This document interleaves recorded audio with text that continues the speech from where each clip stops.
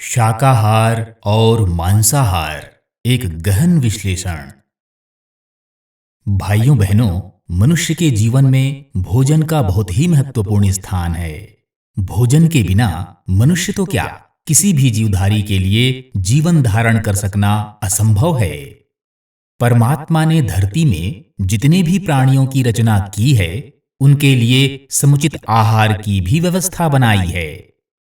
उनमें से कुछ शाकाहारी, कुछ मांसाहारी और कुछ एक सर्वाहारी भी हैं। इस व्यवस्था में परमात्मा ने मनुष्य को पूर्णतः शाकाहारी बनाया है। आइए शाकाहारी और मांसाहारी प्राणियों के बीच पाए जाने वाले अंतर को देखते हैं। शाकाहारी प्राणियों के मुख में जबड़े होते हैं, जो कि अन्न को पीसने के काम आते हैं। सभी दांत आपस में सटे होते हैं। मांसाहारी प्राणियों के मुख में नुकीले दांत होते हैं, जिससे कि वे शिकार कर सकें, मांस को फाड़ सकें। इनमें जबड़े नहीं होते, जिसके कारण मांस को ये बिना पीसे सीधे ही निगल जाते हैं। इनके दांतों के बीच दूरी रहती है।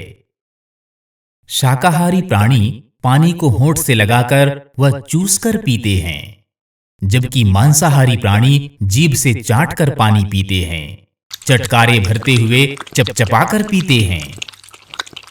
शाकाहारियों के नाखून नुकीले नहीं होते। इसके विपरीत मांसाहारियों के नाखून तीक्ष्ण और नुकीले होते हैं, ताकि शिकार आसानी से कर सकें।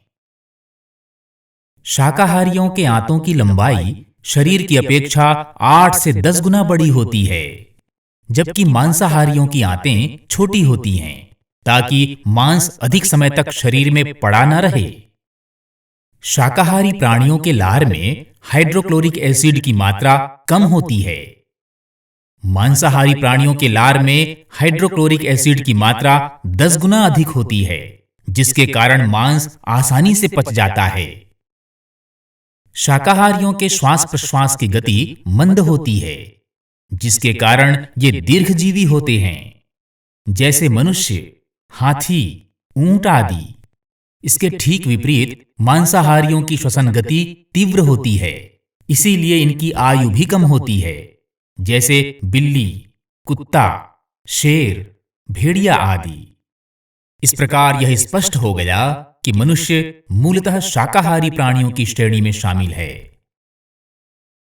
अन्य जीवधारी तो प्रकृति प्रदत्त अपने आहार में स्थिर है, पर यह विडंबना ही है कि बुद्धिमान कहा जाने वाला मनुष्य अपने स्वाभाविक शाकाहार की अपेक्षा मांसाहार को अधिक महत्व देने लगा है, जिसके परिणाम स्वरूप आज जगह जगह मांस का व्यापार होने लगा है।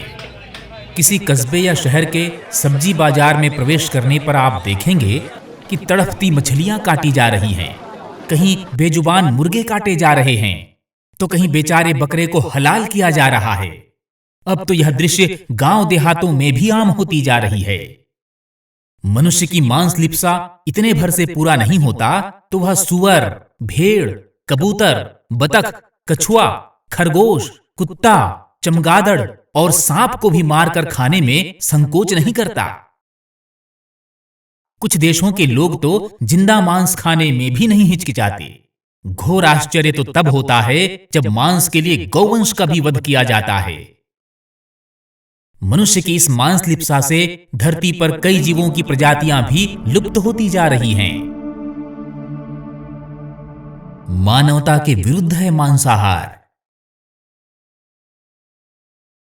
क्रूर कर्मों में हत्या सबसे बढ़कर है, किंतु मांस भोजन तो उससे भी घोर क्रूर कर्म है। मांस के लिए एक तो मूक, निरपराध एवं निरीह पशुओं की गर्दन पर छुरी फेरकर उनकी हत्या की जाती है, फिर उसे दांतों से चबाकर उदरस्थ कर लिया जाता है, और इतना करने के बाद स्वादपूर्ण संतोष की सांस ली जाती है। उफ, कितनी भयंकर क्रूरता है, कितना पैशाचिक कृत्य है। कोई हत्यारा भी अपने शत्रु को अधिक से अधिक मारकर ही छोड़ देता है, किंतु इंसान के वेश में यह नरपिशाच घर पर ही परिवार के सदस्य की भांति पले बढ़े पशुओं को भी निर्दयता से मार काट कर खा जाता है। हमारे अंगुली में छोटी सी सुई भी चुभ जाए तो कितनी छटपटाहट होती है। फिर सोचिए कोई हमारे गले पर छुरी चलाए तो कैसा असहनीय दर्द का अनुभव होगा। मनुष्य को मनुष्य तभी कहा जा सकता है जब उसके भीतर दया, करुणा, ममता, प्रेम, संवेदना और सहानुभूति जैसे मानवीय गुण सन्निहित हों। यदि इन गुणों का अभाव है तो उसे और कुछ भी कहा जाए, पर मनुष्य कहना कठिन होगा। अकारण जीव हत्या और मांस भक्षण जैसे क्रूरता भरे कार्य पाशविकता के लक्षण हैं, जो कि सृष्टि के सर्वश्रेष्ठ प्राणी मनुष्य को कदापि शोभा नहीं देते। निरीह, बेजुबान और निर्बल प्राणियों की हत्या करना कोई वीरता नहीं, बल्कि बर्बरता भरा राक्षसी कार्य है। इस महापाप के वे सभी बराबर के भागी हैं जिनके लिए ये हत्याएं की जाती हैं, भले ही वे ये तर्क देते हों कि हम तो हत्या नहीं करते, बिकता है इसलिए खरीद कर खाते हैं। महाभारत में भी कहा गया है, मांस खरीदने वाला धन से पशु की हत्या करता है, खाने वाला स्वाद द्वारा हत्या करता है और मारने वाला छुरे से हत्या करता है। ये सभी हत्यारे हैं। जो दूसरों का मांस खाकर अपना मांस बढ़ाना चाहते हैं, उनसे नीच और कौन होगा।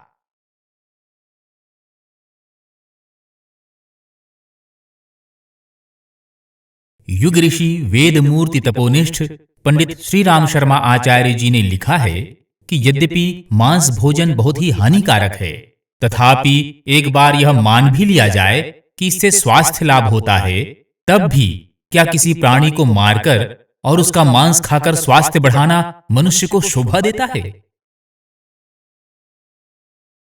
मानव स्वास्थ्य पर मांसाहार का दुष्प्रभाव।